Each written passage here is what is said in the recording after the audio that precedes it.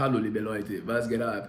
Eu quero desenvolver com vocês hoje uma questão doutrinária tida como uma das mais controvérsias adotadas pelo mormonismo, que é a poligamia. A doutrina essa que gerou uma enorme reação por parte da sociedade local, culminando inclusive em atos de violência e assassinato do fundador do mormonismo, Joseph Smith. Vocês devem conhecer essa passagem, é um dos pontos que a gente mais trabalha quando a gente fala de mormonismo, é o histórico polígamo adotado pela seita e pelos seus sectários.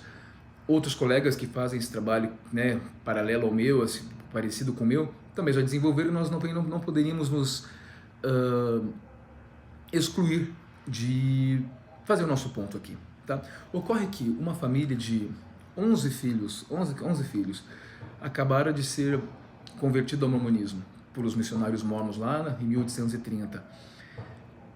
A quarta filha dessa família, chamada Fanny Algar, tinha 15 anos de idade quando ela passou a trabalhar na casa dos Smith para auxiliar a Emma Smith, esposa do profeta, nos trabalhos domésticos, nos afazeres. Né? E era um momento conturbado para a Emma porque ela tinha perdido um bebê, ela estava grávida de outro, tinha um bebê de colo. Naquela época a taxa de fecundidade era muito alta, né?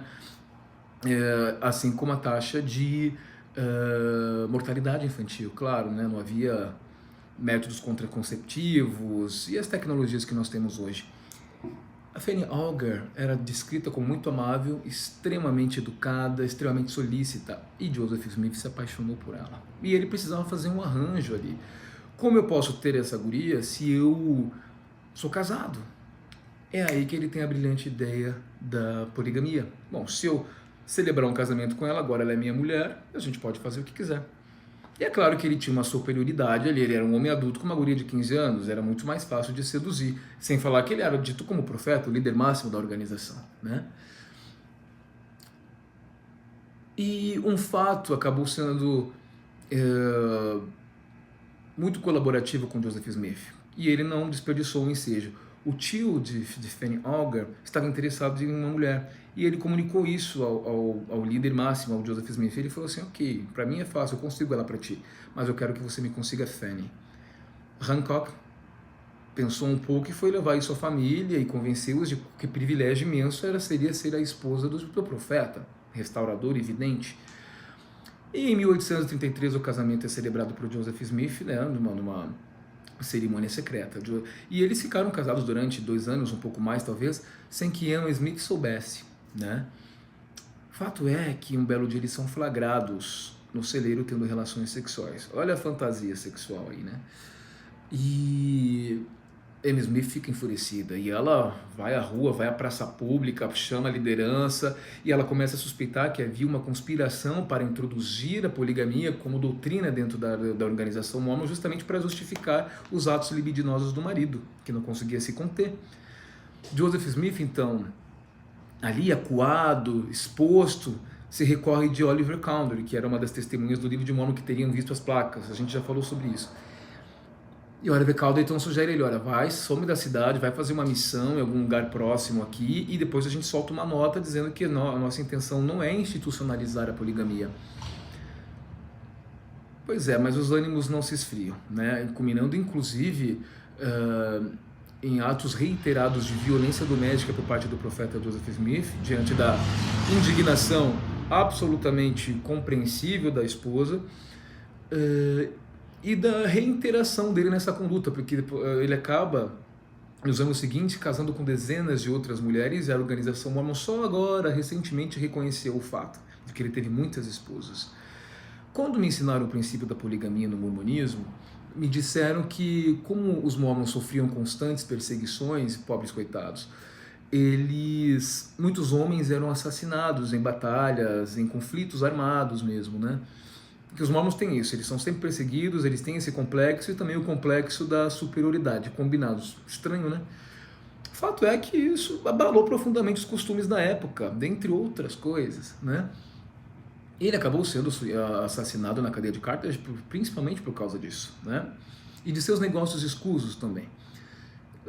Quando me ensinaram esse princípio nos Mormons, disseram, olha, muitos homens morriam, então, para ajudar as mulheres, foi adotada a prática da poligamia, porque muitas mulheres viúvas, muitas mulheres solteiras, então era necessário que isso acontecesse. Eu falei, como? Não poderiam fazer uma feira coletiva, um mercadinho coletivo, uma cozinha coletiva, todos almoçam juntos, todos comem a mesma coisa, eram grupos pequenos de pessoas, né? Ou vamos fazer doações para ajudar uma mulher viúva, você tem que dar uma sapecada nela, casar com ela? Que interessante, né? Fato é que, diante desse ocorrido, as relações entre Oliver Cowdery, que era conselheiro de Joseph Smith, portanto uma das figuras mais proeminentes do movimento, começam a recrudescer, começam a se abalar, porque ele falou, o profeta cometeu adultério. Joseph Smith, que detinha um poder absoluto, excomunga então Oliver Cowdery da organização Mormon. Por Oliver Cowdery ter batido de frente com a prática que ele havia adotado. Nesse contexto, surge também a seção 101 de Doutrina e Convênios, que falava sobre as questões matrimoniais e tudo mais, que foi depois retirada para o Brigham Young e substituída pela seção 132, que nós vamos trabalhar um pouquinho com vocês agora, alguns versículos que eu separei, tá bom? E é muito interessante pensar nisso, porque Joseph Smith teve a ideia de criar essa seção 132 para convencer a Emma de que a poligamia era um mandamento de Deus, o novo e eterno convênio do casamento, né? Dizendo que Deus havia ordenado. Doutrina e Convênios é uma das obras padrão adotadas pelos mormons como escrituras sagradas, tá? São chamadas de revelações atuais que os mormons alegam que Deus ainda fala com seus adidos, com seus profetas ainda hoje, tá? A tal revelação, né, essa seção de 132, assim como todas as outras, são escritas em primeira pessoa, é como se Deus estivesse falando, tá? Eu separei alguns versículos que eu acho que é muito importante a gente, né, trazer um pouquinho. Isso é doutrina mormon, eles dizem que deram fim a isso, que não existe mais, mas isso é doutrina. Quem entra no templo mormon sabe o convênio que é feito lá dentro, o ritual que é feito lá dentro, de que os homens terão várias esposas na próxima vida, tá? Essa seção não foi retirada, eles nem podem retirar, porque se retirar, né, aí fica mais complicado, porque assim, que Deus é esse que muda de ideia o tempo todo? Como é que, né? É estranho, ele não é o mesmo ontem, hoje e sempre, onipresente, onipotente, onisciente, então como é que ele muda de ideia? Então ele fala assim, uma maneira de justificar a atitude de Joseph, artigo 38, Davi também recebeu muitas esposas e concubinas. Concubinas é um termo arcaico que você pode traduzir como prostituta, tá? Assim como Salomão e Moisés, meus servos, e também muitos outros de meus servos, desde o princípio da criação até agora, e em nada pecaram, a não ser nas coisas que não receberam de mim. Ou seja, Deus presenteava seus servos com concubinas, haja vista a perseverança, a diligência e obedecer às suas ordens. Olha o artigo 41. E sendo que me indagaste a respeito do adultério, em verdade eu te digo, se um homem receber uma esposa pelo novo e eterno convênio, e ela estiver com outro homem que eu não lhe houver designado pela sua santa unção, ela terá cometido adultério e será destruída. Ou seja, é realmente um privilégio para os homens terem várias esposas de maneira institucionalizada, tá? A mulher cala a boquinha e vai lavar a louça, tudo bem? Agora eu quero trazer para vocês o versículo 51. O mandamento dou à minha serva Emma, tua esposa, que a ti te dei, de que ela se contenha e não participe daquilo que te ordenei oferecer-lhe, porque eu fiz, diz o Senhor, para provar-vos a todos, como fiz com Abraão, e para exigir uma oferta de vossas mãos por convênio e sacrifício. E que minha serva Emma Smith receba todas as mulheres que foram dadas a meu servo Joseph Smith, e que são virtuosas e puras perante mim, e as que não são puras e que se disseram puras serão destruídas, ou seja, as virgens. Até isso ele queria. Provavelmente ele devia ser péssimo de cama, né? Vamos falar português claro, e aí ele queria as virgenzinhas, que é mais fácil, né? Porque eu sou o Senhor vosso Deus, e obedecereis a minha voz, e concedo ao meu servo Joseph ser governante de muitas coisas, pois sobre o pouco foste fiel, e daqui em diante fortalecê-lo-ei. E ordeno que minha serva Emma Smith, aqui é o artigo 54, permaneça com meu servo Joseph, apegando-se a ele e a nenhum outro, ou seja, o benefício é só para ele. Mas se não aguardar esse mandamento, ela será destruída, diz o Senhor, porque eu sou o Senhor vosso Deus, e destruí-la-ei, se ela não guardar a minha lei. Pois é, tá aí. As referências estão aqui embaixo, então vocês cheguem à conclusão que vocês quiserem. É simples, é fácil de interpretar, não tem segredo nenhum, foi falado aqui com todas as letras, nós não distorcionamos, né? Não descontextualizamos nada, então cada um faz da própria vida o que bem quiser, né? É um dos pontos nevrálgicos mesmo da história mórmon, né? A partir daí, outros ramos do mormonismo que foram surgindo depois com o martírio de Joseph Smith e a subsequente crise de sucessão, que nós vamos falar sobre isso, vem sendo adotada por esses grupos desde então, né? Existem pelo menos 200 ramificações mormons, geralmente grupos muito pequenos que vivem isolados da sociedade, né? E praticam, a maior parte deles praticam a poligamia, que foi criada, desenvolvida por Joseph Smith. Os mormons tentam justificar isso, que tem base bíblica no Velho Testamento, claro, é o mesmo contexto, mesma história, mesmo grupo, mesma ligação, mesma sociedade, faz todo sentido mesmo, né? E engraçado a gente querer justificar o injustificável, seria melhor reconhecer. A igreja mormon reconheceu recentemente que o seu fundador teve diversas esposas, já não tinha mais como esconder o fato. Várias pessoas querem acreditar nisso, problema delas, não, eu não me incomodo com isso, foi um fato que aconteceu, mas pensa um pouco, se foi um mandamento de Deus, por que foi proibido? Pelo menos na prática, assim, né, no dia a dia, né? É Deus que mandou. Ah, não, mas... Aí continua como doutrina oficial, está lá na seção 132, e quem já entrou no templo sabe, né? Os homens terão várias esposas, lá na próxima vida deles. Para finalizar, vocês conhecem o mito de Sísifo? Vocês conhecem o mito de Sísifo? Ele é muito interessante. Sísifo possuía suas terras, é uma história da mitologia grega e vários profissionais das áreas humanas, psicólogos, sociólogos, filósofos, fizeram releituras desses episódios. Por exemplo, Sigmund Freud desenvolveu o complexo de Édipo a partir da tragédia de Édipo Rei, que é terrível, né? E Albert Camus também fez uma releitura do mito de Sísifo. Eu vou explicar. Sísifo ele possuía algumas terras, né? E ele tinha seu rebanho lá de ovelhas, cabras, enfim. E ele percebeu que algumas dessas, que o seu rebanho via reduzindo, que eram roubadas alguma ovelha, por exemplo. E ele então, mas ele não sabia de um fato, ele tinha um vizinho chamado Autólico, que tinha o dom de magicamente se transformar em animais. Então ele penetrava nas terras, furtava o animal e ninguém sabia. Até que o Sísifo teve uma brilhante ideia, ele marcou com um X, fez uma marcação nas suas ovelhas para perceber quando alguma era roubada, e começou a seguir as pegadas e descobriu que quem roubava o seu rebanho era Autólico.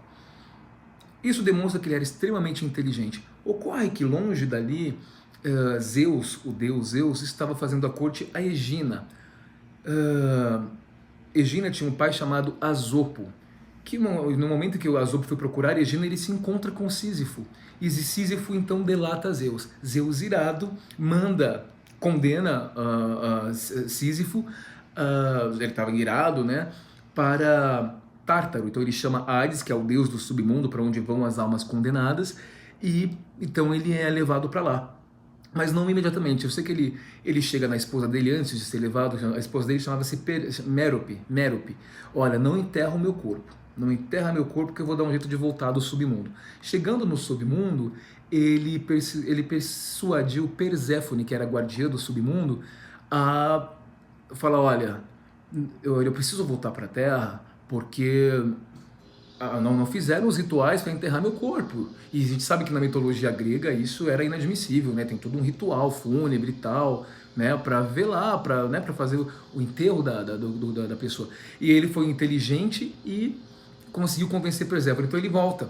A ideia era que ele ficasse 3 dias para poder fazer todos os rituais, e é claro que ele não quebrou, é claro que ele não cumpriu com a promessa, né?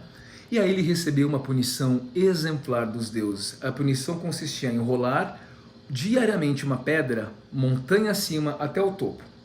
E quando chegasse no topo, a pedra forçosamente iria cair, ele tinha que voltar e correr atrás. Então a condenação eterna dele foi essa. Sobe a montanha com a pedra, uma pedra gigantesca, oval, obviamente, nos ombros, empurrando, empurrando, empurrando. Chega lá em cima, exausto, a pedra cai. Condenado eternamente a fazer isso. Aquele ritual de sobe e desce, de esforço inútil, né? Agora, um esforço realmente inútil, porque não há energia mais desperdiçada do que aquela que você se empenha em uma causa infrutífera. Colocou todo o teu sangue naquilo ali, todo o teu sangue, mas você fez muito bem uma coisa que não precisava ser feita. Albert Camus, o filósofo do século XX, conhecido pelo existencialismo, retomou o mito para explicar a condição humana e promover o que ficou conhecido como a revolta metafísica. Camus explicava que a vida dos homens era tal como o mito de Sísifo, seguir uma rotina diária, sem sentido próprio, determinada por instâncias como a religião e o sistema capitalista de produção. Aqui a gente não vai entrar na questão, né? Mas assim, né? Enfim, né? Você vive condicionado a vários sistemas de controle, como a religião, por exemplo. No mundo administrado, levantamos de manhã, trabalhamos, comemos, reproduzimos, etc. Tudo isso não faz o menor sentido, já que se refere a modos de pensar que se impõem ao indivíduo, sem que ele participe da estruturação desse modo de vida, como se não tivéssemos escolhas. Portanto, ainda que não se precise chegar aos extremos de Camus, o mito serve para mostrar que, seguindo as ideologias dominantes, seremos punidos com a mesmice, com um sentido heterônomo. Fica o alerta para a compreensão sobre a liberdade e a responsabilidade humana com relação à sua vida e ao seu modo, e a seu mundo e aos outros. Genial, não? E é verdade, nós somos condicionados a reproduzir comportamentos impostos, a rotina do trabalho, a rotina do casamento, das relações humanas, e uma sociedade em que tudo já foi criado. E a própria ideia do sistema é te manter desestabilizado. Isso beneficia alguns poucos, né? Para nós aqui, falando de mormonismo, né, eu acho que é muito aplicável essa ideia, né? O mito de Sísifo, você condenado a carregar aquela pedra de dogmas, de responsabilidades, de culpas, aquela exaustão, e você chega, carrega aquilo. O cara te diz assim: agora ande a segunda milha, não desista, não largue da barra de ferro. E a bola cai de novo e você anda a segunda milha. E você se esforça, e você transpira, e você carrega aquela pedra, empurra, coloca toda a tua energia naquilo ali, e você vê teu esforço caindo por terra novamente quando a pedra rola ladeira abaixo, montanha abaixo. Algumas pessoas estão esperando pelo fim do mundo, pela exaltação no mais alto grau de glória. Algo me diz que vocês estão desperdiçando as suas energias, assim como Sísifo, num esforço desesperado de sobrevivência, se agarrando a uma doutrina que é falsa, e nós provamos isso dia após dia aqui nesse canal, né? Quem quiser continuar agindo como Sísifo e carregar o peso da pedra, fique à vontade, né? E a gente já carrega outros pesos, porque eles estão aí, estão impostos. Se você nada contra a maré, você já carrega um peso. Se você simplesmente fala o que pensa hoje em dia, então na era do cancelamento digital, está tudo muito radicalizado, você já vai carregar peso, já vai sofrer perseguições, né? Agora, desperdiçar tanta energia em uma causa falsa como essa, eu acho realmente triste e lamentável. Os fatos falam por si, mas você pode acreditar no que você quiser. Isso é verdade.